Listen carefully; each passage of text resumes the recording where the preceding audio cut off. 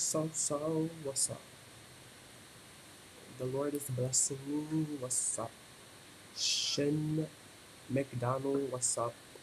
Crystal Cruz, what's up? What's up, everybody?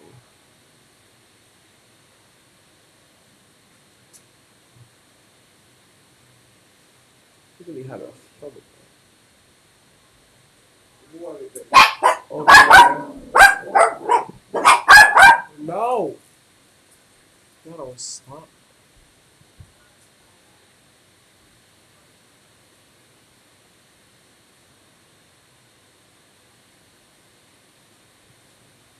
Wait, how is it? Okay.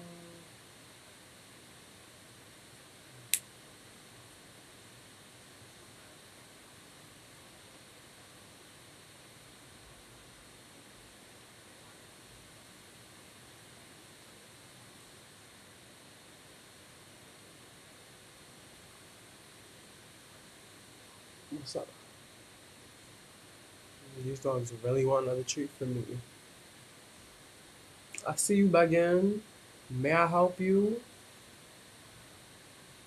I see you up again. Right, she knows she was up again. Period. I see you, princess. Okay, girl. Okay, girl. Okay, mama. Good boy. I see you too, princess. Consistent princess. What's up? What's up, y'all? Okay, before y'all make me have another little allergic reaction.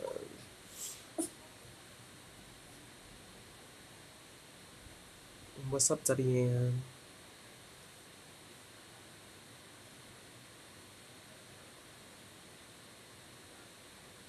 Okay, wait. Is that live on the Facebook or not? Okay, where's Facebook? Facebook. Facebook.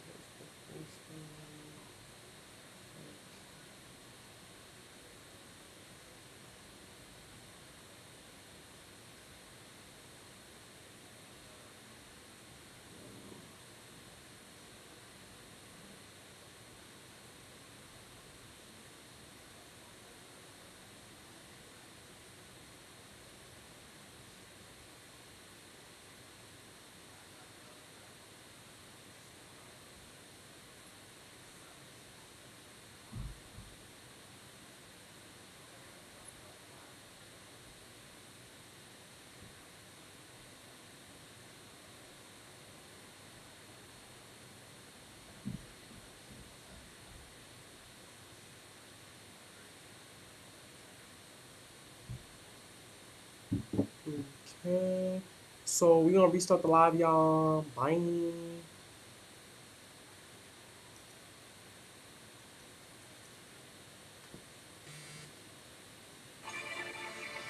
I never said thank you.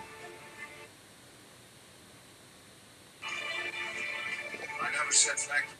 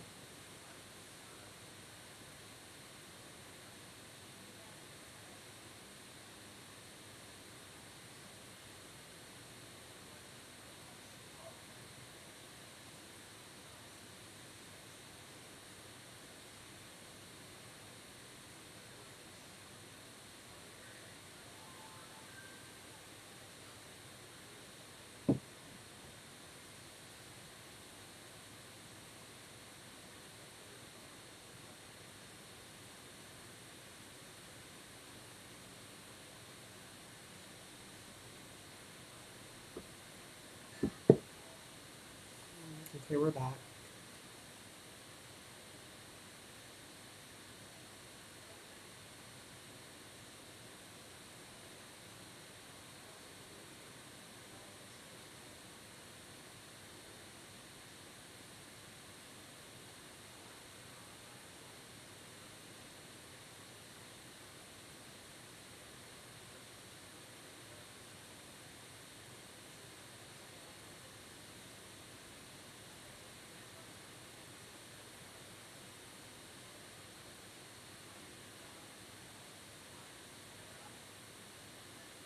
What's up?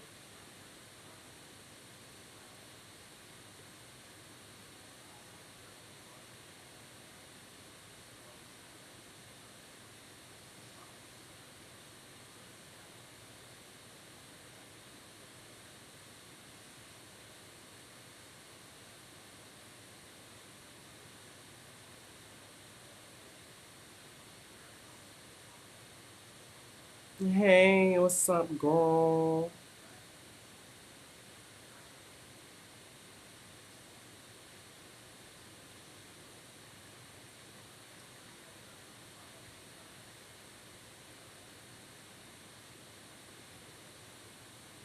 Okay.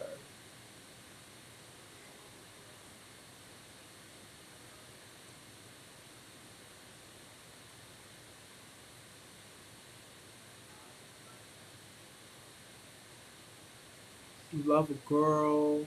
What's up, lover girl? What's up, Excel?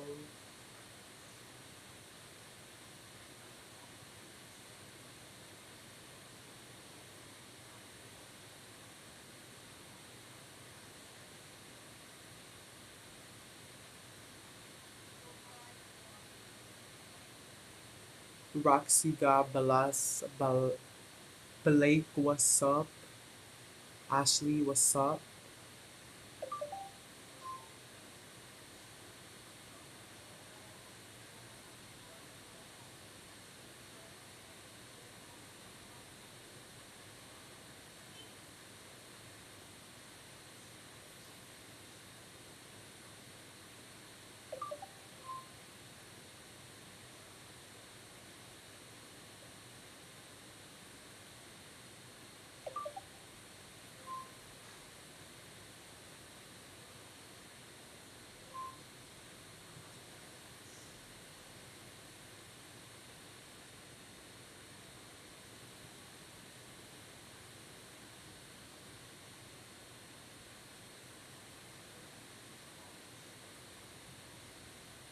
What's up, everybody? Hello, hello.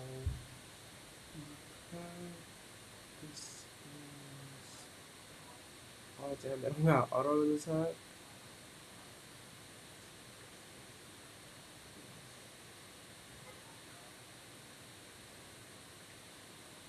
Oh, no, we gotta go on. The Antoine. This is...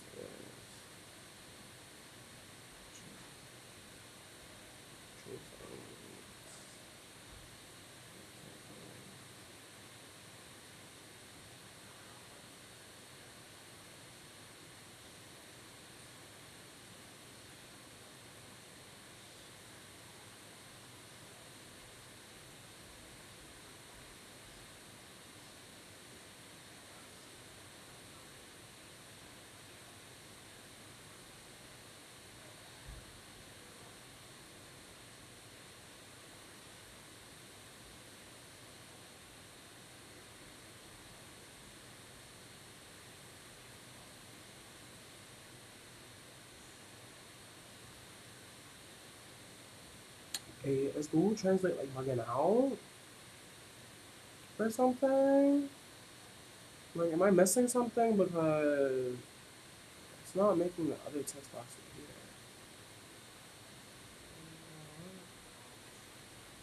Go back to the front, like, damn. Right, I know this thing was bugging out. Like, what? Okay, that can't be. Oh, it exactly is the same thing. Oh, Jesus.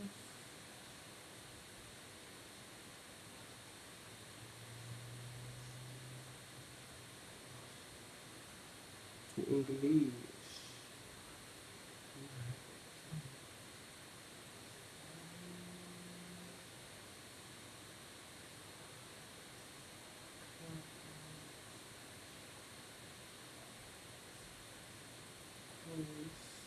What's up, everybody?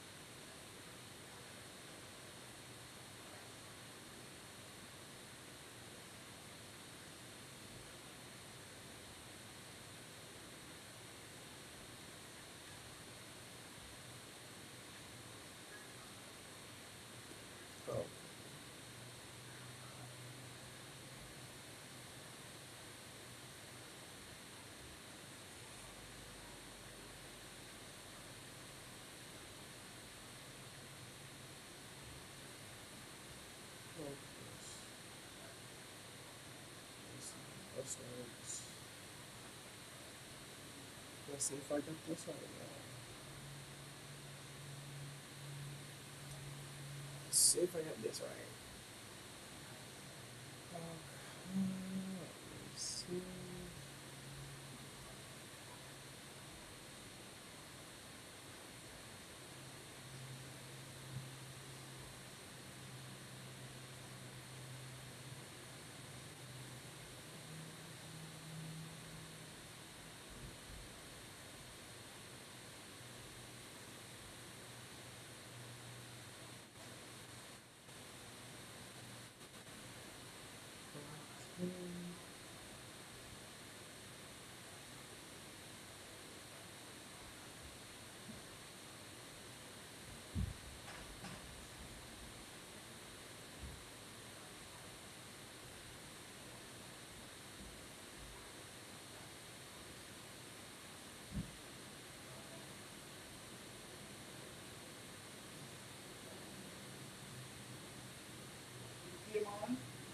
No. I sent a text message again.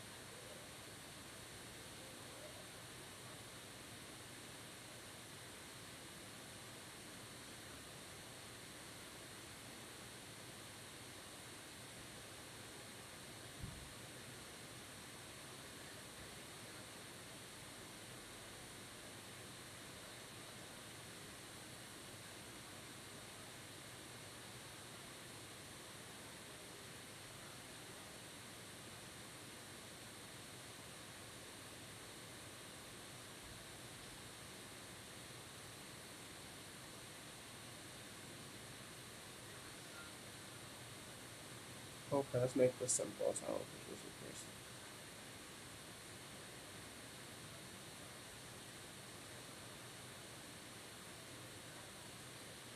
Let's see how this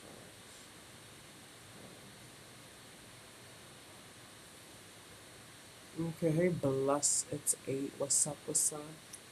What's up, everybody? Okay, so let me move.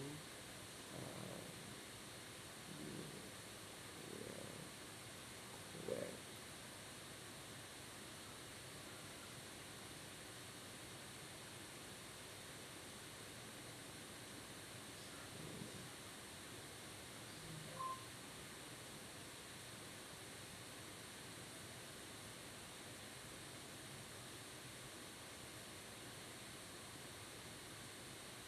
Okay, I see you in the break room. Even better.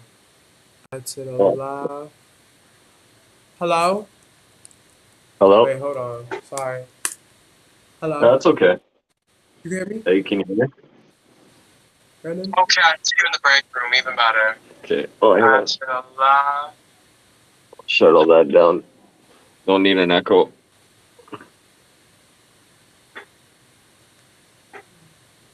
We're good? We got audio? To the left. Wait, let me see if I'm doing this right. Wait, hold on. Mm-hmm. This, this two,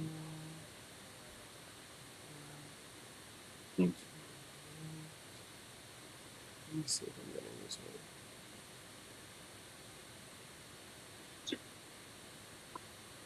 Wait, where's the screen? Okay. This is. Am I doing this right? Wait. Is this connected? Okay, it's connected.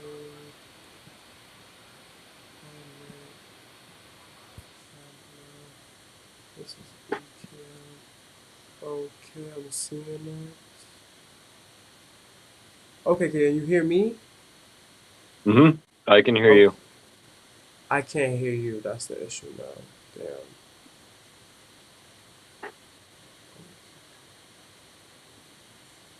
So it's okay. I'm seeing anything. Mm. No, I can hear you fine. Okay, it says that your microphone is working, but I'm not hearing Yeah, the microphone should be working. It's a brand new phone, so I'm looking at my set. you. Question. His microphone is working, but I'm not hearing him. Oh wait, but I'm not hearing him. Question. Try getting a headset and connecting with a headset. Like a headphone with a microphone, Headset. maybe. Okay, let me try. What if I change this around? Speakerphone. Okay, what about now? Is that any better now?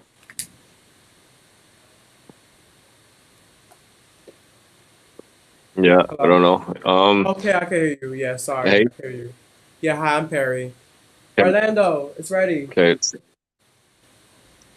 Okay, hold on real quick. It's a pleasure to mhm. meet you. You as well. Thank you very much for your time. You're welcome. I'm sorry. I'm still struggling with the technical part. Hey, that's okay. It's all new to me too. I hadn't been following Instagram. Like I had an Instagram account, but I didn't really start following it until Ottawa. And then I was on it for like 9, 10 hours a day. So Yeah. but I was also in isolation because we had an outbreak in our unit, and yeah, so Hey, at least you're you're not getting able to familiar leave. enough with Instagram. Mhm. Okay, now everything is messing. Mhm. Okay, so we're live. It's Okay. working. Yeah, everything's working. Okay. Uh, So I'm cooking. I'll be in and out, y'all. I'll be back. mm-hmm. Sounds good. OBC. Okay, just give me a sec. I'll just close my door here. Where is? Yeah. There's one. There we go. Out. Out. Out. Out. Inside. Inside, guys. Inside. Good boy. Here, take a little thing you're chewing. Okay.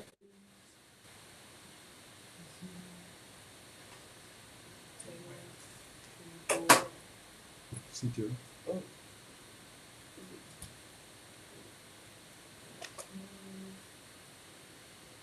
What just happened? What happened? This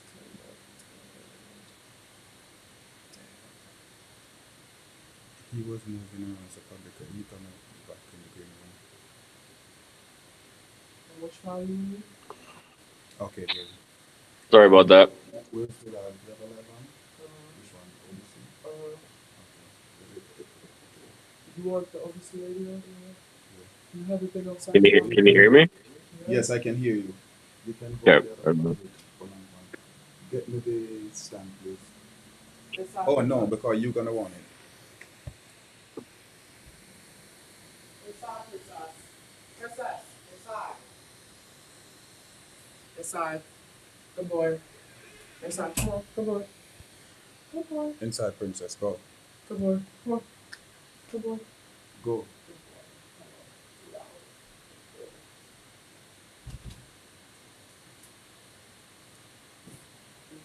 Good evening.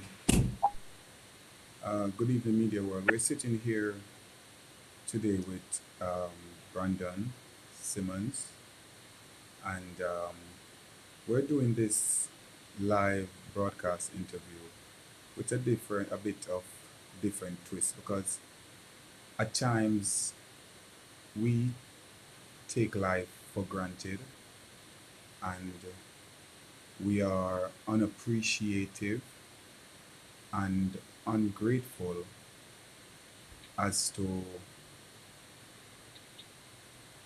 how we go about living life and appreciating life on a whole. And I want you all to sit back, relax, share the lives, and after listening to Mr. Simmons' interview today, I can assure you that you will be looking at life from a different perspective. Mhm. Brandon Simmons, I want to introduce to the platform. We are here on OBC Radio and Right. all other platforms streaming. Brandon has met in a tremendous car accident Mhm. where it was a matter of life and death situation. And could you just introduce yourself, Brandon, and explain to people who you are and what had happened? Okay. No, that sounds good.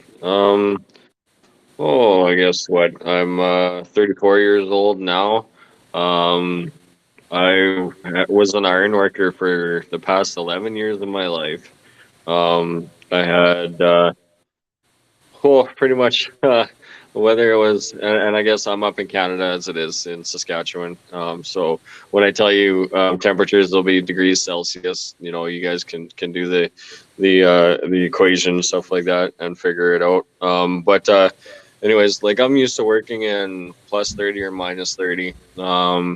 As it is, you know, so it's been very interesting. Basically, what happened was.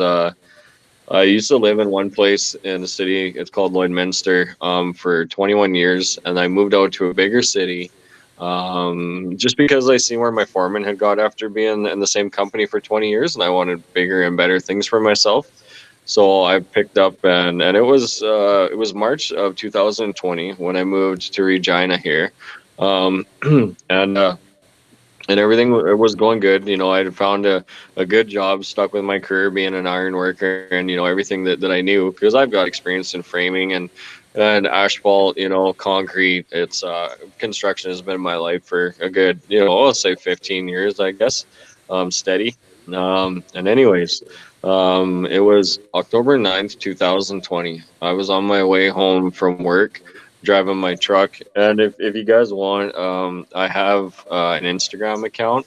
If you want to drop that, because I got you guys can see my story because I've taken photos of everything from my injury to the recovery, and also on my Facebook too. Because I wasn't really big in Instagram until I seen the Ottawa convoy. And as it was, I was in isolation because in our ward here, I guess, yeah, I'm in a wheelchair. I'm a quadriplegic. And we'll get back to that in a minute. But on our ward here, it was set up that we had an outbreak, and people have underlying health issues and stuff like that. And but anyways, we were on outbreak. I wasn't allowed to leave my room, my area here for 3 weeks. So what I ended up doing was following people in Ottawa and seeing their live streams, and that's when in a roundabout manner how I am here now talking to you guys. But anyways, back to my story. I was on my way home from work and I was coming off of the bridge and going around the underpass. And like I've been driving for 18, 19 years. I got my license on my first try. Driving was no big thing to me. I'm used to driving, miles and miles and miles, to get to and from work even sometimes. But yeah, so I was coming off the bridge, going around the underpass, and my front right passenger, I was making like a gradual left corner around, and my front right passenger tire caught the edge of the asphalt. Instinctively, I tried to turn my truck back on the road. When I did that, it caused my truck to roll 5 times. My airbag didn't deploy on my driver's side. The one on the passenger side door did for whatever reason. And basically, what happened was I rolled my truck 5 times. Got ejected out my sunroof. I landed face down. I broke my neck in 3 places, my C5, 6, and 7 vertebrae. I also collapsed my lung and I fractured my sternum. Um, so I basically went from someone who's used to walking on anywhere from, like 4-inch beams to like a foot wide beams and things like that, carrying out steel, a very physically demanding job, actually career, because I did it for so long. And from going from that, to having my balance, to having such core strength and everything like that, to basically waking up, looking at a roof similar to what I'm in now. And I opened my eyes and I was like, okay, this is just a bad dream. I can wake myself up from this nightmare. I've done it so many times in the past, right? And so I closed my eyes and slowly opened them. And then I was looking at the ceiling and I'm like, okay, this is reality. Little did I know, I had just went through 5 hours of surgery.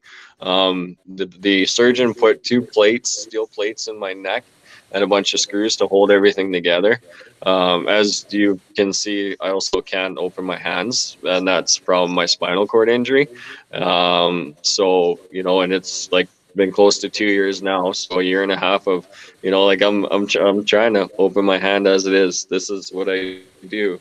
This is how I pick stuff up, right? And then go like that, just by up and down with my wrist motion. It's called tenodesis, and it's the wildest thing. If you look at the photos of my truck, and like, because I did for hours and hours and days upon days on end to try and figure it out, because there's nothing else to do when you're in a wheelchair.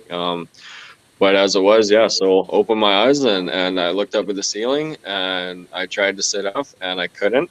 And I had a neck brace on, um, as it was, and like it was. I spent 2 weeks in the ICU, but I never seen a reflection of myself in the mirrors and anything like that until I had people to come visit me and I seen the look in their eyes, and then I knew that I was definitely fortunate to be here and that my life would change for forever from that point forth. And so now what I try and do is to help people realize that, hey, everybody thinks that it won't happen to them. And really it does, and there's really honestly no way to prepare people for going through such a traumatic experience as this.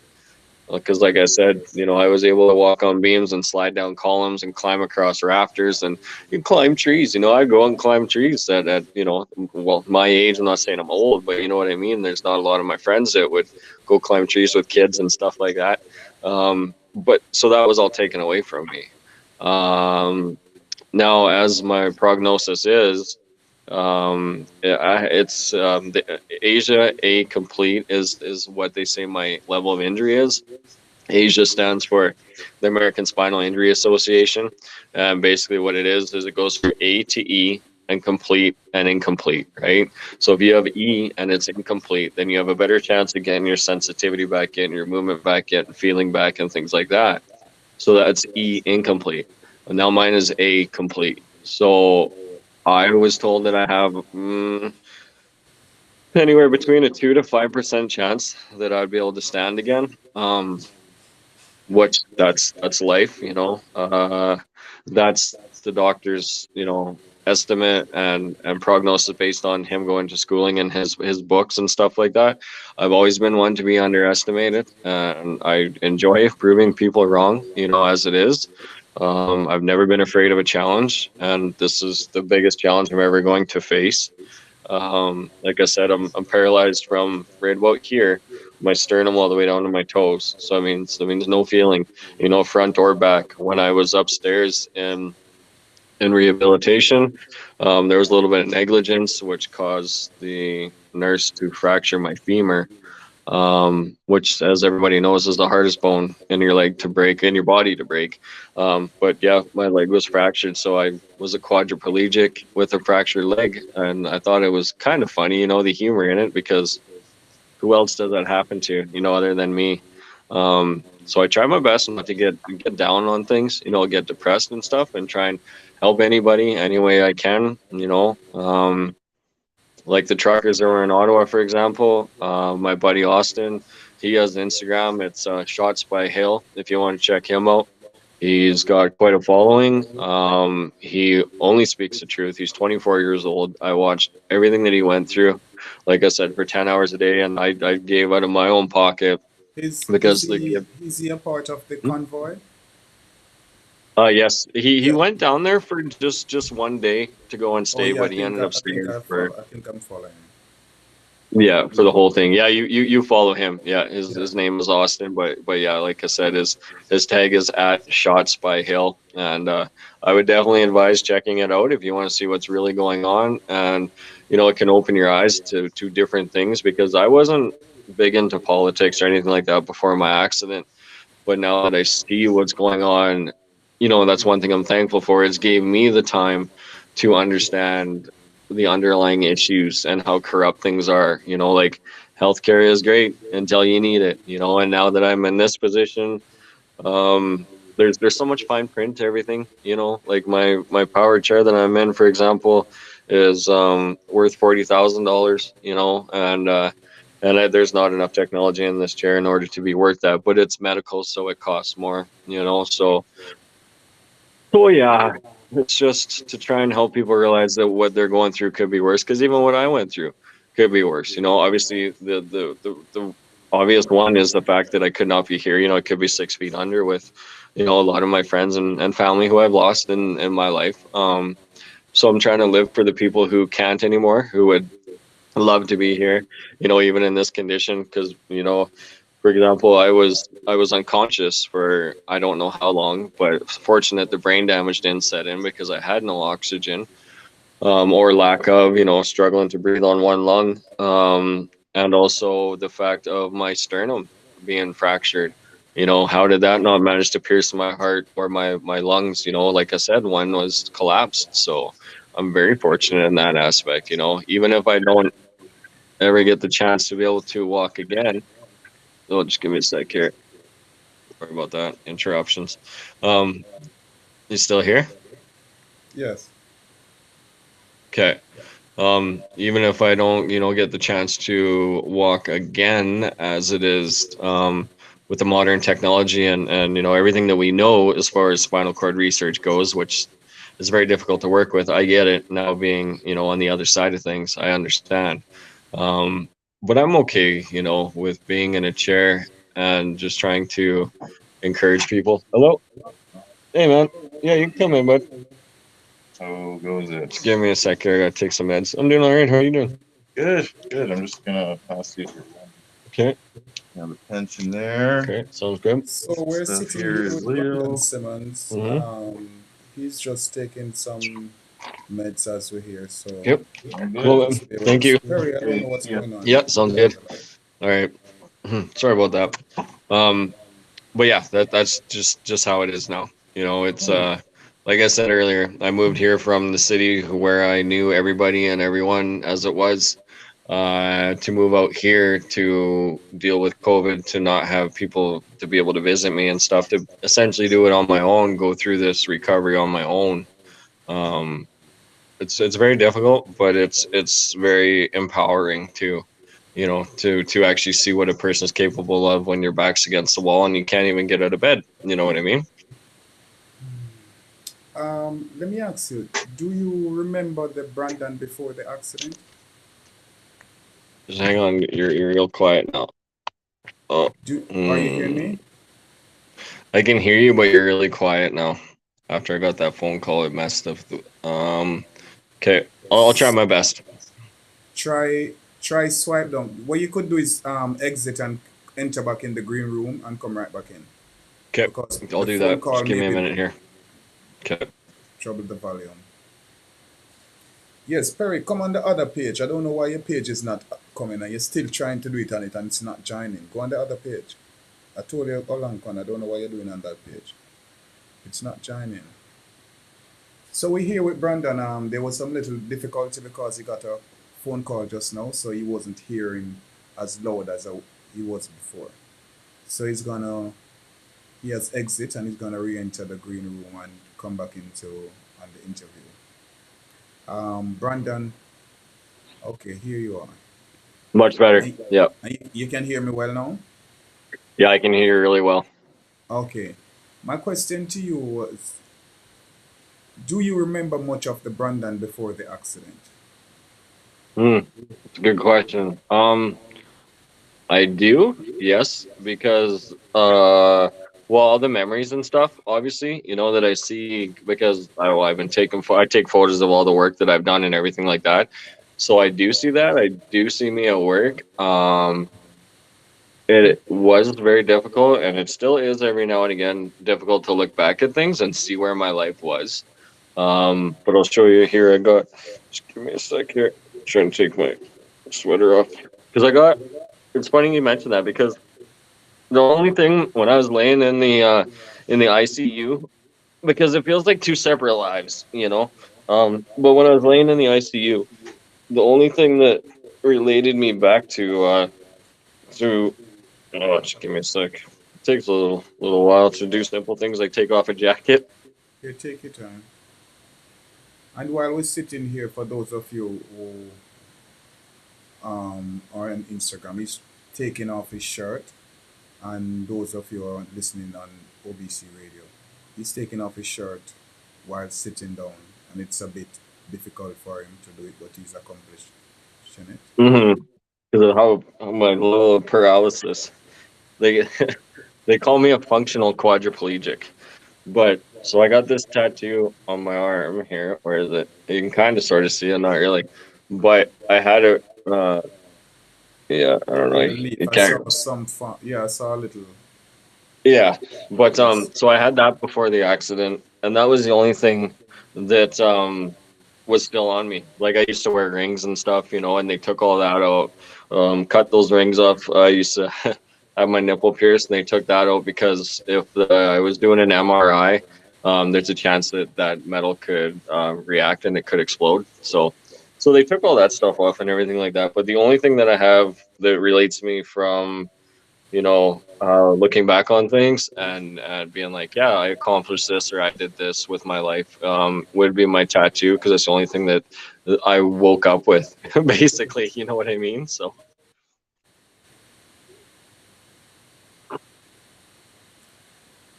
And the stuff that you're doing now, that you're able, mhm. these small things that you're doing now, how do you look at it then and now?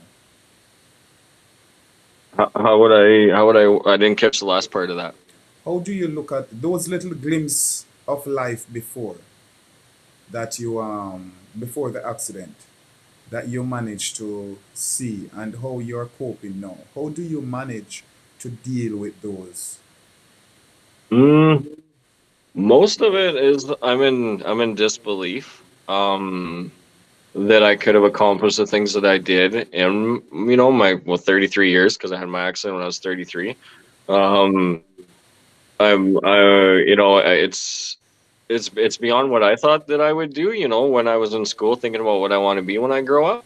I never thought that I would go as far as being an iron worker. I didn't know what I would do. I knew that I wasn't afraid of heights or challenges.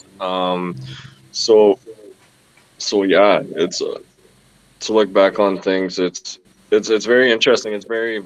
It's almost empowering. You know what I mean? Like, so you can see what you did before when people had underestimated you, and now when you're put in this predicament where pretty much as it is, everyone has they say that how you carry on and stuff like that and everything is inspiring and stuff. But the thing about it is that nobody really, even if people say that they understand, they really don't because everyone's case is different. You know. They're not walking in the shoes.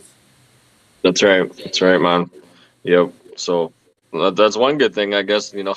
I can buy brand new shoes and never have to worry about them getting dirty or wrecked. So that's kind of trying to find the silver lining in the injury. And the biggest thing is the denial. I told my dad when I was in the ICU for the 2 weeks, and even for the longest time, don't worry, Dad, I'll walk again. The doctor said the surgery was successful. He said it was successful. Why can't I get up on my feet? Why can't I at least stand if I can't walk? But There's more to it. It's you have to show them you can move your toes individually, that you can stretch your legs, that you can move your ankle, you know, and no, bit by unfortunately, bit. that's right. They say starting all over again, it's gonna be rough, but you Hmm. can make it. That's right. Once there is life, there is hope. Hmm. And what would you say to those who would get up every day and have a problem with just waking up? Um, uh, those who would say, "I'm not a morning person." Hmm. They get up in the morning and they're not grateful of the morning. They wait until the afternoon before they can really cope. What would you say to those people? Mm, I would say, unfortunately, as it is, in most people's circumstances, you don't know what you have until it's gone. You know, so if I can reach out and help somebody, get up, get out of bed on the right foot, as it is, then you know, my message, kind of pay it forward to the next person, because we're trying to get to a point right now where we're getting people's masks off, and for people to be able to speak out for things that they've had on their mind that they, haven't felt right or ashamed or scared of saying in the past 2 years. So right now it's more important than ever, for our future generations, to be able to, get out of bed and be grateful for what you have and where you're at. Even if days that it's miserable and the bills are piling up and stuff, you can change your career, you can change your outlook on life, you can change your mind. If I can go through losing everything, like that night I lost, well, my truck, my job, my abilities to walk and get out of bed. Um, eventually was my girlfriend at the time too, because she told me that she couldn't deal with where I was at, and she needed to worry about herself, and I needed to do the same. So I would say be grateful for what you have and where you're at in your life, even if some days it doesn't seem like much compared to the other person who drives a bigger vehicle than you or something. you know at the end of this, we're all not making it out alive. So be very humble for where you are and what you have and the people around you, your family. The division that they've tried to make, as far as the government goes, and keeping people away from funerals and weddings and stuff like that. Like it's time for people to just have enough and get back to being humans. We're all in this race. It's the human race together. So enough of this division. Let's find common ground, and let's work on a better future for our children, because it's not about us anymore. You realize that after you have kids, that it's about, your offspring, the young ones, that you want it to be better for them than it was for you. That's all any parent wants, right? So. You mentioned just now that you woke up and lost everything. I just want to point Hmm. out something to you. You didn't lost everything. The most important thing you have right now, life. That's right. And you're an inspiration. I'm quite sure a lot of people gonna hear this and it's gonna inspire a lot of people. A lot of people gonna look at life differently moving on Hmm. forward. You also make reference to that now that we get the mask being removed. I just Hmm. want to put emphasis on the mask being removed because I've been following this movement for quite Hmm. some months now. That it started Right. out God against the government, Hmm. and they started out in Canada, and it's a nationwide thing. Mainstream media hasn't been showing it; they've been blocking it No. out, removing it. But you have millions of people all across the world that rise up and pull through with this movement. And That's right. now that you're seeing all over the world where they're removing the mask from the face and they're releasing up certain things, this is what he's also, Mr. Stevens, as this with the state that he's in, he's also part of the movement. Hmm. So you're still able. What is it that you're still able to do? Um, Well, once I'm in my chair, I'm capable of most anything. I would like to think, anyways. But I'll show you here real quick, and everything that happened in the event of my accident and stuff. Like this arm here, it had a lot of nerve damage, and I wasn't able to move it for the longest time. I'm right hand dominant, so I had to learn to do everything left handed. Now on top of that, I never said on, thank on, you. on oh, let's see, on top of that, like this arm, I got full range, right? But this one, I'll show you what happens with this one. It falls down because I don't have this tricep muscle anymore, right? So that's been very difficult because if I had something as simple as that, I would be able to lock my elbows and do transfers, for either from a manual chair to a power chair, from, either one of those to my bed. I'd be more independent. Um, so it's, yeah, or if I drop something on the floor, I can manage to grab it, even if it takes 2 or 3 or 4 attempts. It's all learning to work with what you still have, um, which is the biggest thing. Like I built my own right beside me. I got my own video game controller that I built. I'll try and show you here real quick. We'll see. I said I dropped my camera. Bear with me here. Kind of difficult. Yeah, but yeah, you can see that, right? Okay. So that's I got like this is like, oh, here, I'll try and hold it.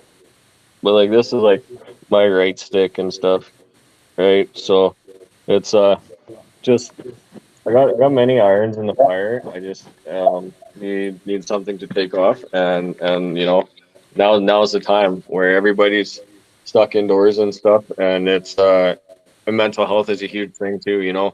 I can't advocate that enough. I can't stress it enough. Because you look at um even, okay, we'll use my situation for example. Okay, so if my physical health, obviously, as you see, is it is what it is. I accept the paralysis and stuff, but had I not, then I'm going to beat myself up, right? And you're beating yourself up, then your mental health, your physical health, your well-being is going downhill, and it's just, it's a lot harder to get up on that horse again, versus to just accept the fact for where you're at and make the best of it. And for someone who is on the verge of giving up, Mhm. with the state you're in now, how you're able to live your life, what encouragement or words would you have for that person? Mm. Um, I would tell them, as it is. You know what? You know what I'd tell them. If someone was to the point where they want to give up on their life, I'd say, you do me one favor.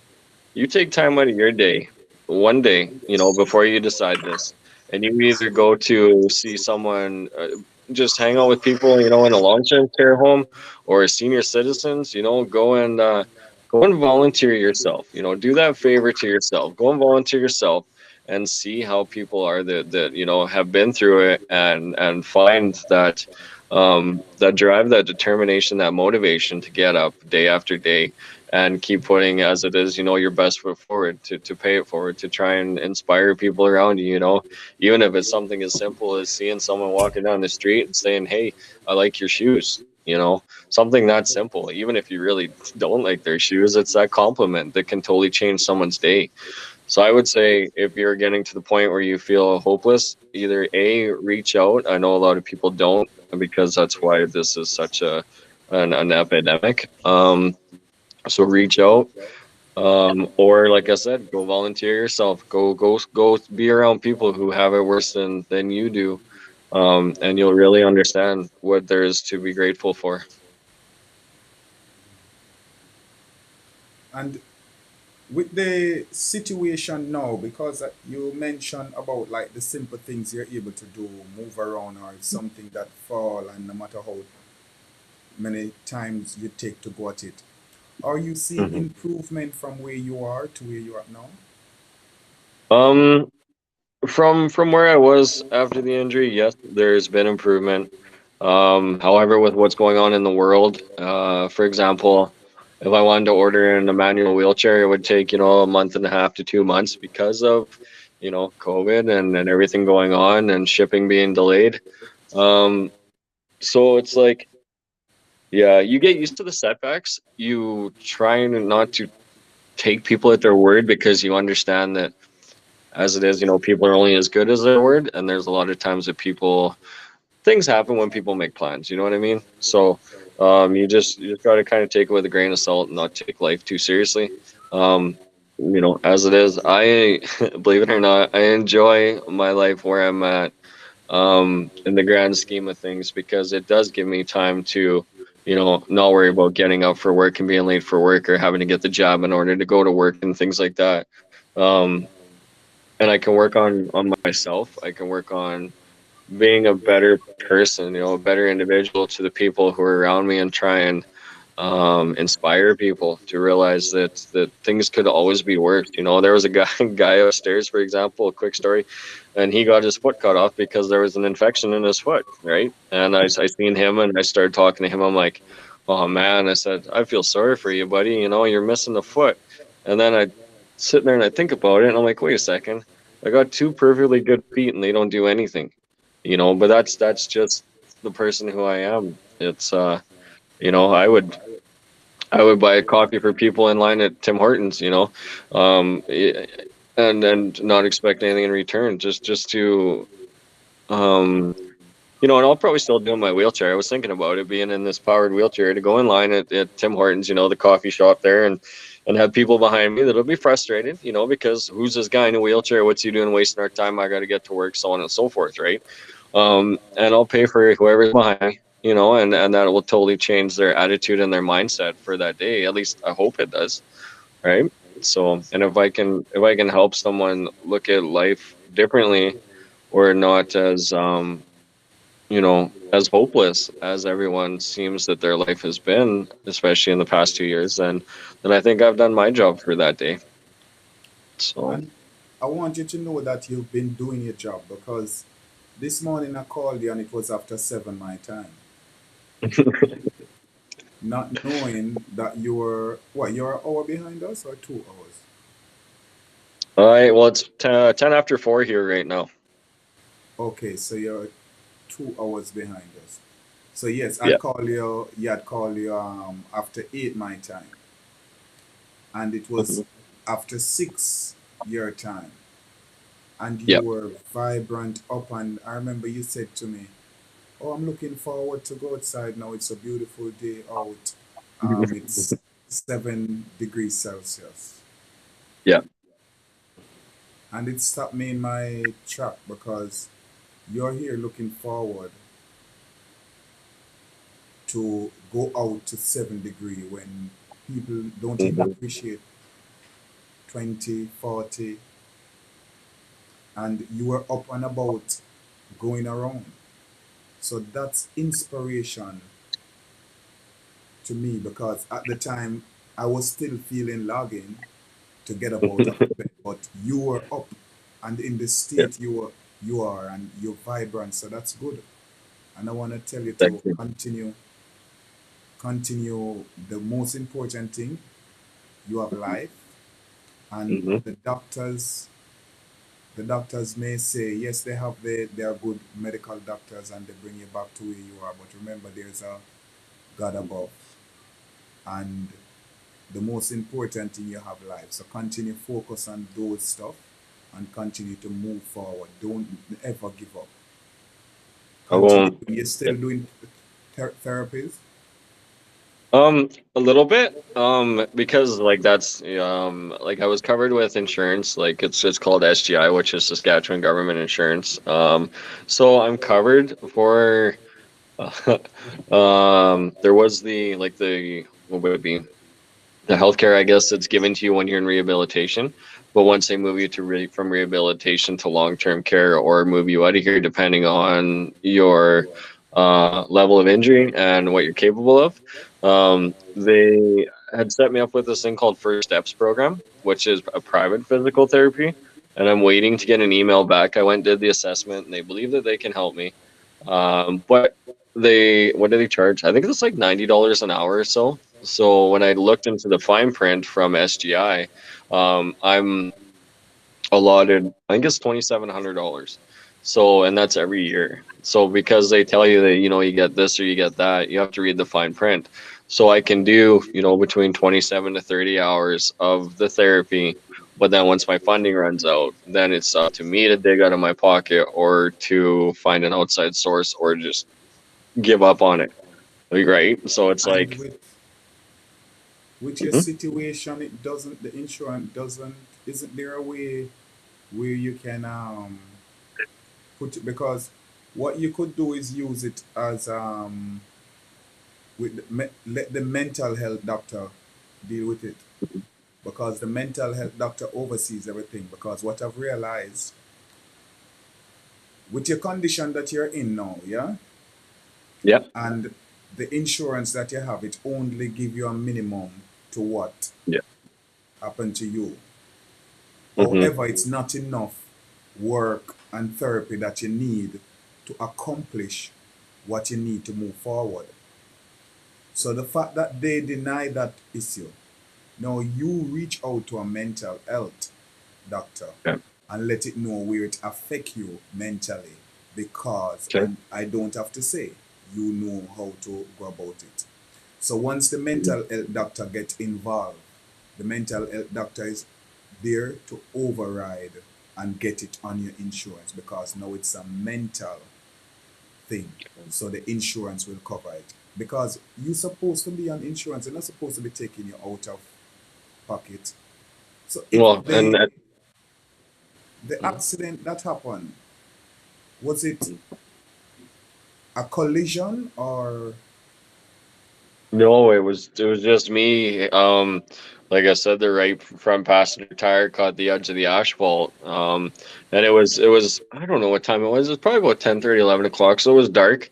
And like I said, I'm not from around here. I've only was lived it here snowing? for, well, no, no, it was kind of like, I don't know, was similar to temperatures. Well, I guess, yeah, I guess you wouldn't know, but similar to the temperatures that we have now. There was a little bit of visibility, and I know that there was some construction that was around too. So I don't know if it was improperly lit or what, but what they're trying to say was, because when my collision or when the accident happened, it wasn't, well, yeah, collided with the ground as it was, but when the accident happened, I had my phone plugged into my center console, and I had that just kind of sitting there, and I just had my YouTube music playing, because when I drive around, everybody likes to listen to music, right? So I had that playing, and then when the police arrived, um, they are trying to tell me that it was distracted driving because I Distraction. didn't have my eyes on the road, because how could I miss that corner? Right. But my dad sat there after he had come down, him and my brother, and they had cleaned up all the debris, that I had left all over the ditch and stuff. And my dad had sat there and he watched, vehicle after vehicle come into that same area and have to slam on their brakes in order to make that corner, So it's just not being familiar with my surroundings, and I probably did take my eyes off the road for a second. I've yeah, Had they fixed it's just, had they fixed that road? I don't know. I haven't been back there since my accident. It it's one of those things that uh the time's got to be right, because I'm too busy as it is in my life right now to be able to, book a taxi to go there to see and play it out in my mind. I will get to that point. It's just that it would take a lot out of a person, to see where your life almost ended, to relive that experience as it is, so that's yeah, I do plan on doing that, but it'll happen this summer. Yeah, because I was in, I think that oh, would be a uh, break. I think that would be a breakthrough for you. You're doing mm-hmm, well, but it's still there lingering, and you're not able to face it. But in time, you will. that's right. You just Yeah. have to build the courage, because, as you said, it's your shoes, Mm-hmm. and you, as you said, what will it do to you to know that you're going back to see where your life change? But That's what you right. can what you can focus on, your life has already changed. The Mm-hmm. past have already. You going back to revisit the past, just a glimpse in the rear view mirror, but you're still focusing ahead That's right. through the front.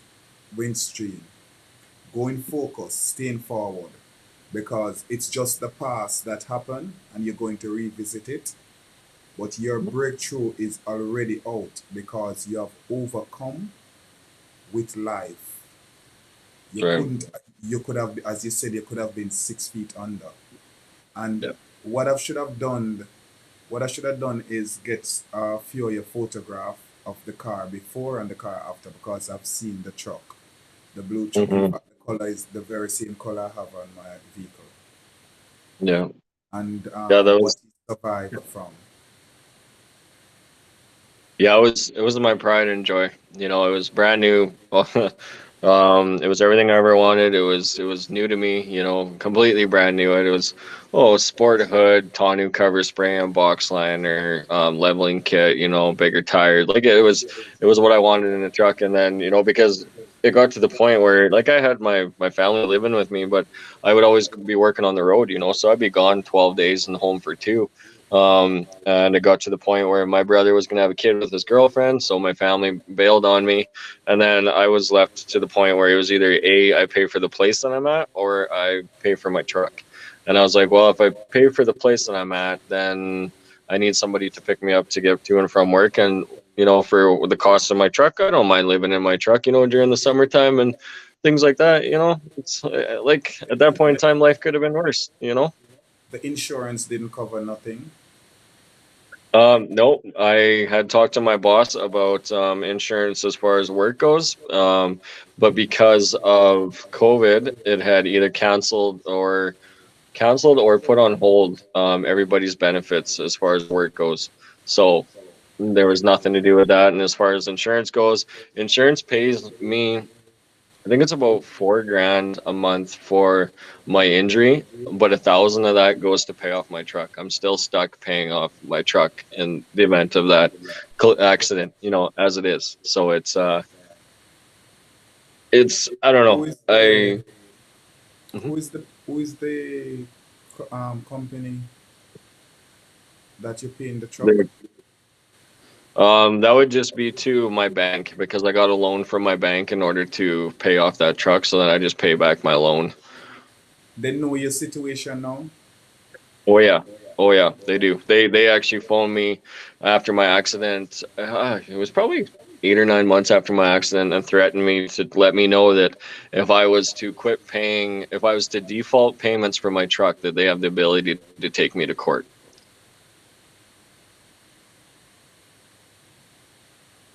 And the way that I looked at that is if I was to default my payments and I can't make my payments and stuff, and you guys want to take me to You court, ever think you've about taken. you ever think Go about ahead. bankruptcy? You ever think about filing bankruptcy? I did think about that. Yeah. I've I've talked to some people as far as it goes. Like for me, that would be an immediate thing, and with SGI and stuff, because they're supposed to help with like when I leave here, they're supposed to help put me into a place, like a house, and if it needs like a ceiling track or something, whatever it needs, they're supposed to make it accessible for me as best they can, right? So I don't want to put myself into bankruptcy and have a bad credit score and maybe possibly need something like that down the road. I don't know what the future has in store for me, so I'm going to try and stay in as good of standings as I can with the contract that I signed. Unfortunately, it's not fair, it's not right, but life isn't fair. So But the bigger you gotta understand the bigger, but the 1% when they fall in stuff like this, the 1%, the they suck it to them, they just file for bankruptcy and start again. right. But then again, you, as I said, you is in the shoes, you know what. But I would think, and maybe because it's you're alone, because I think Mhm. if light should be shed on this, this should be. There's no way you should. They should have some. Come on, I mean, business, but have Mhm. some decency. They see the situation. You could have lost your life. If you had lost your Sure. life, who they would have they take to court for the payment of the car? It's a vehicle. Your True. life is Hmm. more important, and come on, man. And I believe that financial institute, if light is shed on that, then and have an investigation launch on it, I'm quite sure they would retreat. Mm-hmm. because Okay. this is not when you're alone. That's the thing. And with the convoys group, I'm quite sure they would assist. Oh, You spoke about the therapy and what it would mhm. cost out of pocket. What it would Yeah. cost you out of pocket monthly. Um, well, for me, because I always want to be busy, okay, so we'll go, what's that? Well, roughly $300 a day because, $90 an hour plus their taxes and everything on top of that. So we go with $300 a day times, so it's 1,500. So probably close to 6 grand a month, I would say, out of Six pocket grand. for how often I want to go because I want to go 5 days a week, 3 hours a day. I want to push myself to be able to get to the point sooner than later if I'm able to walk, or if my leg, if they try and stab me and my leg breaks again because it's not meant to be, then I'll deal with that. But yeah, it'd be probably The roughly six doctor, grand a month. the doctor say it's not meant to be. What you Hmm. say, do you feel in yourself that you can walk again? You will be able to put yourself. Do you feel that in yourself? Yep. And it's like I told them, I was, I appreciate their knowledge and everything like that, but I there's miracles that happen all the time. There really is, and if I'm meant to walk or stand, even even to stand would be amazing. But if that's meant to happen, it will happen, Uh, and if it's not, then I'll keep going about life like this, and you know just helping people out. Like I put everyone else before I put myself, and that's been a problem I've had growing up. I have a hard time saying no to people, and that's just me, because I think at the end everybody wants to be acknowledged, and you don't want people to quit talking about you when you're gone. Like they say, the average person dies twice, and that's when your death is, and when people quit talking about you. And that's I don't want that. You know what I mean? Like I tell my dad as it is that my body now is just a vessel for my soul. I'm comfortable with the fact that when my time comes, my time is here because I already was staring death in the face, and I was tough enough or stubborn enough to keep going, So it's you're here for a yeah, purpose. right. You're here for a purpose. That accident and that ordeal that horrific ordeal that you went through. I've seen the truck. It was Hmm. crushed. Yeah. And for you to sit here and to be able to do the small things that you're able to do now, I Hmm. can tell you, you're here for a purpose. Oh no, Continue I being an am. inspiration. Continue speaking on what happened. Have you ever think about a GoFundMe? I have one set up from when I first had my accident. And I had talked to my sister about it because she was involved with GoFundMe for a while there, and she prefers to send money directly to my email because then that way the GoFundMe doesn't get their portion of it. And like look what happened with GoFundMe just recently. As far as the convoy went and stuff like that. So I don't that stuff they have their hand in it, and if people want to donate to it, then I appreciate it. I've never been one to go and ask for help um until I absolutely need it, and I still believe where I'm at that I don't need it, but that's just me. I got a lot of pride in myself, and But I've never asked for anyone to do anything for me other than as it is now for the nurses to get me out of bed and do the simple things that I require throughout a day. So, no man is an island and no man stand alone. I think if this becomes public, well, it is already public knowledge, mhm. but to put more on it, there's a lot of people that will assist you Right? in with your drive to become able to your chiropractor bills, your therapy bills, and Mhm. with all that will be going on, and as people gradually move along, and it's a more team on it now, then the financial institute now will look and start revisiting about the truck because come on, you could have lost your life. How long you was Right. how long you was in a coma for? Um, as far as I know, well, I was out obviously at the time of the impact. And then went through the 5 hours of surgery. Like they cut open the back of my neck, and I had 20 staples in the back of my neck, and I had 9 in the front here. Like as you've seen, my photos are on that Instagram account and everything, so you can see, everything right there. But I was awake,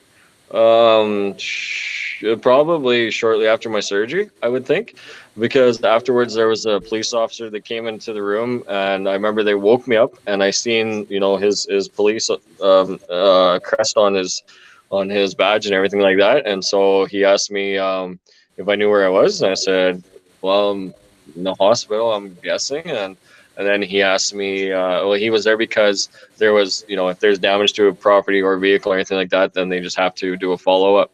And so he was there just asking me a few questions. And then after that, I went to sleep. And the next thing I remember was I was waking up, and it was time to have something to eat. And there was, nobody was around at that point in time, because like my dad, for example, where was he? Well, somewhere up in northern BC.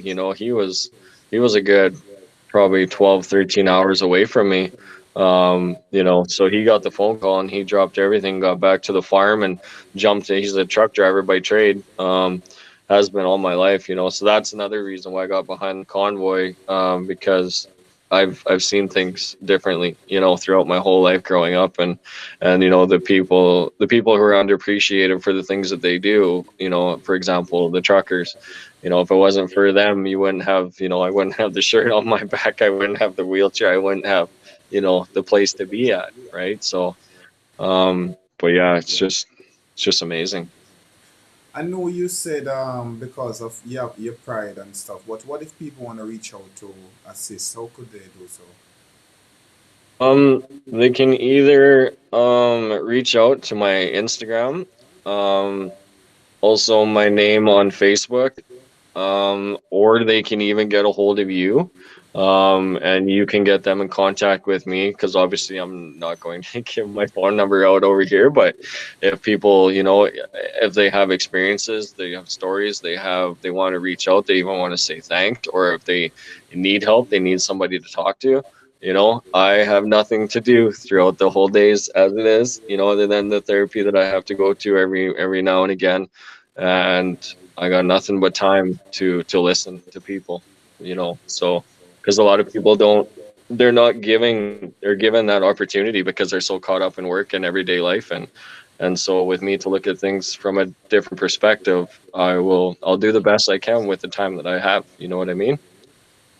You have such a pure soul. I don't know if you know that and realize that, but I just asked you just now, Mhm. how can people reach out to you to assist you?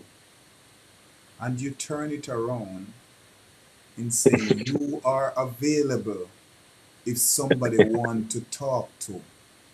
So you're making Mhm. yourself available to be that shoulder or ears that somebody else want to listen. That's right. I tell you, you're an inspiration, Brandon. And sometimes it's sad, but things happen in life for us at times to sit back and regroup so we can Mhm. see life at a different aspect. You have a purpose. It's just That's for you right. to find it. Don't give up and don't be too prideful to receive Okay. assistance. Don't be too prideful. One, no man is an island. No That's man right. stands alone. We're here for each other. And Mhm. I'm going to use I'm going to do whatever I can in my power Okay. to pull some strings and assist you in whatever way I can. Now, Okay. right now, you're on live on 9 platforms, including OBC radio station. Awesome. Well, hello It is, everybody. See, I can't open my hand to wave, but even like, I don't know, man. I get a kick out of things. Like I would be could be down on myself, but I just joke about it. The only hand signal I can do is if I see my friend across the hall, I'm like, "Hey, man, are you on the phone?" Like like just so little things like that. you still have your sense of Y- humor. Thank you. And those It's are the it's been the things one that thing. matter.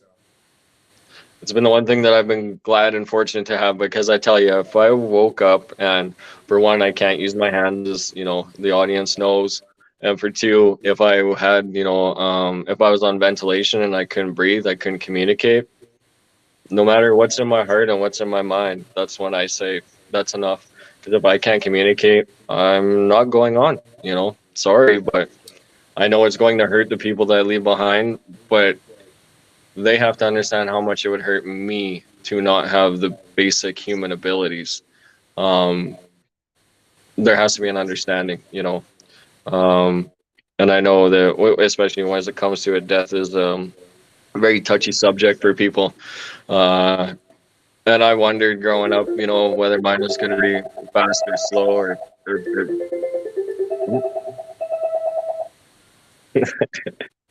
Sorry, that was a phone. That's okay, man. Um, I wondered growing up, as everybody does, mortality, is it going to be fast or slow or painful or painless? Is it I'm going to be full of regrets, things like that. And I don't want to be the person in an old folks home with the regrets of things that I wish I would have done. Even though I'm like this, I still have things I plan on doing, um, bungee jumping, I can't do skydiving. I might be able to, you never say can't. That was the biggest thing. Growing up, and especially with the industry that I was involved in, I would never say can't. I'd always find a different way to be able to accomplish the task that I was working on. Because there's always, there's always a solution to every problem. It's sometimes it's hard to see, cooler heads prevail. But I believe that the man or the woman, whoever is upstairs, they only give their toughest battles to their strongest warriors, right? So with that in mind, I know that I'm one heck of a warrior, and I will continue to be. I went to, like, this afternoon, I went to a Spinal Cord Injury Association meeting to try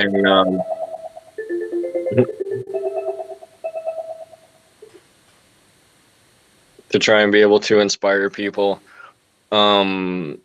who have been through a lot and have lost a lot, to see someone like me. Like, I could have stayed here, I could have stayed on my bed, I could have went out and enjoyed the sunshine, but I decided to go through something like that, and to try and help people realize that it's life is tough, life is unfair. Like, there's people that are murderers and pedophiles and stuff like that are out walking around, and I've never done anything remotely even close to that, and I'm in a wheelchair, and I still smile about it.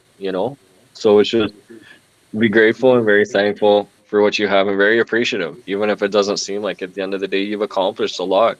As long as you've done something more than you did yesterday, you're making strides forward. And what words would you have to people right now that are listening? You have a Peter? platform now for your voice to be heard. And right now, one of our platform, Olankwan Fashion Boutique, which this segment is sponsored by, we have over 150,000 people that walk in the store. You're streaming Right. right there right now. What Yeah. You're also on Instagram, people hearing your voice on the radio station. What is it that you would want to say to people right now, Brandon Simmons? um I would like to tell people to mm, I'd like to tell people to pay attention and not get so hurried in their life. Don't be in a hurry to get nowhere, as a lot of people are. The putting the pedal down, might save you 5 minutes, but you're in the price of gas. You can think about that, for example. You're gonna burn more fuel. Help people that are in need if you can. Look out for people that are in wheelchairs, because we still count too. The world is a lot more difficult for us. The world wasn't meant or set up for people in wheelchairs. Something as simple as opening a door, right? Um, Help people out like that. Um, Another thing I would say, and it's just my own personal opinion, but there's been enough division over the past couple years and even longer. In my 30 years and 30, almost 5 years on this earth, I've seen so much stuff that it just, nothing amazes me anymore. But for people to not be so selfless, be willing to help out, because we need it now more than ever. And another thing that, like I said, is my own opinion. And if you want to do it, and if you don't, then it's your choice.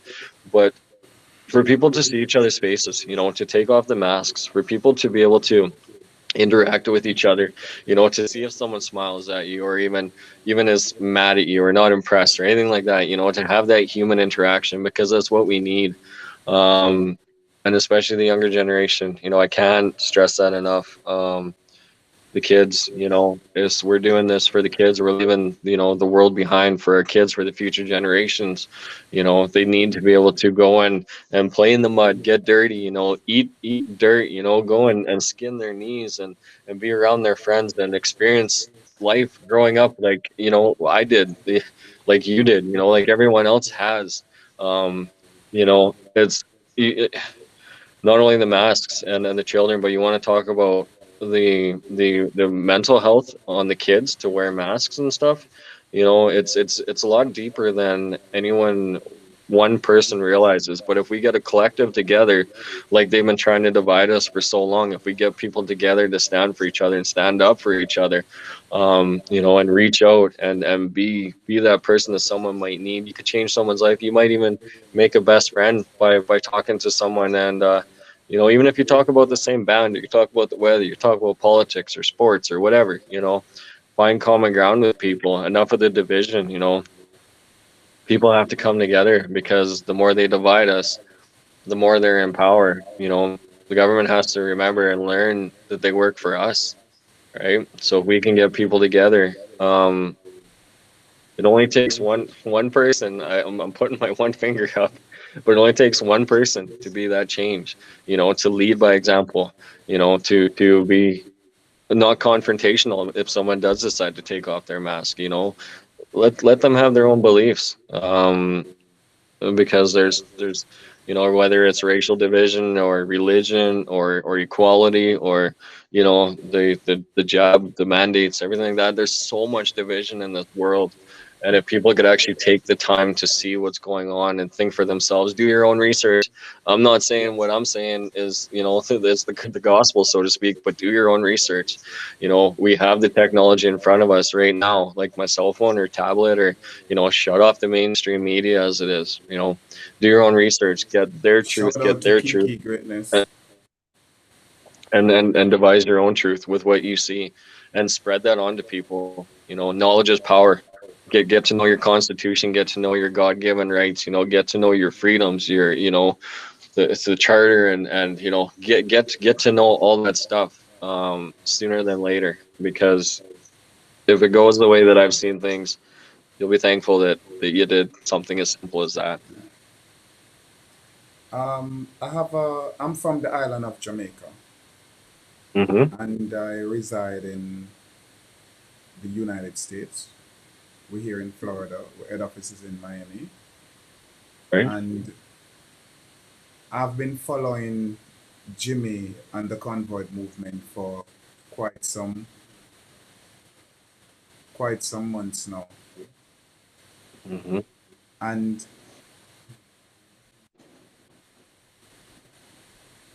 we have been watching and seeing what's going on.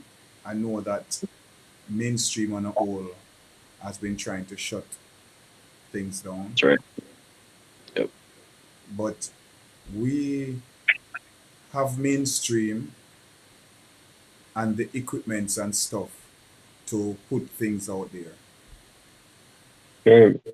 I've been reaching out to Jimmy and a few others. I know they have been busy, but if you Mm-hmm. can get in touch with them, I would like to start something in getting what they're moving, that rally, over on this side, so people Okay. can, the awareness can be out there. Okay. I do appreciate you and taking your time to come on this our platform and to express and share your life journey, and to also inspire, and also offering up your time to be a listening ears and a shoulder to cry on. and we do Right. appreciate that. And I'll definitely keep in touch with you. We have a lot more stuff to do. Keep doing what you That do, sounds. and don't give up. No, I will. I'll never give up. I got a lot of a lot of people to try and prove wrong. You know what I mean? So I yeah, no, it'll take a lot to make me give up. You know, that was the biggest thing was being in denial of the accident and how am I going to go on with life when I can't get out of bed? How do I, you know, but you asked what I'm capable of doing. I'm capable of brushing my teeth. I can shave and brush my hair. You know, even yeah, there's another thing, but it's basically And because those small things matters. yeah, like the way things work is I'm not able to go to, you know, get off my chair and go to the bathroom as it is, right? So every 4 hours I have to take like a 14-inch piece of tubing basically and put it in my urethra to be able to relieve myself. You know, like that's something that there's no amount of preparation that can get you ready for something like that, you know. But that's just like one small thing that I go through throughout the day that you know, it's nobody knows until you're in this situation. I hope that nobody ever has to get in this situation because there's no book, you know. Like I pray for not myself anymore, but the people around me, my family members and friends, to be able to accept the fact of me being in this chair versus where they knew me before the accident, right? That's the biggest thing is the acceptance is huge. You know, fellas, as I say, I really appreciate you, dear Brandon. And for those, this will be on our platform and a rerun. And I just want to ask you as you listen to the sound of my voice, let's take a breath and pause, slow down in what we're doing. Start appreciating those getting up every morning and able to move your feet. Start giving thanks for able to stretch your arms out, to put them across, to hug yourself. Start giving thanks to able when you get up in the morning to able to can remove your shirt off. You just freely can go for a walk. You're not bound to a place. Start giving thanks for as simple things as we take for granted, as such as going to the bathroom. Yeah. Start giving thanks for evil being able that we can go to the bath and have a bath, whether we do it with a bottle or what, but we can do it for ourselves. We take these things for granted in life at times, but here we are sitting with Brandon Simmons. These are the small things that are left that is showing out, that stand out, the most important things.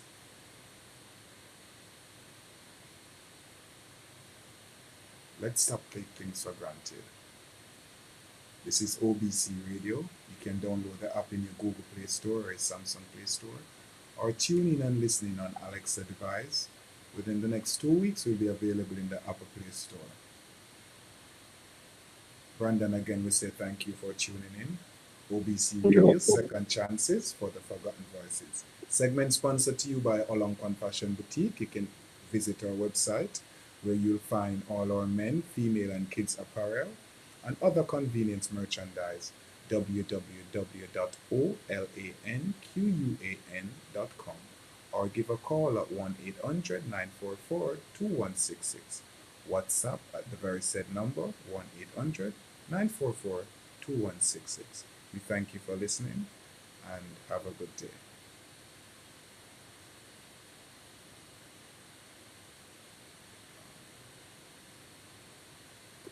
Okay.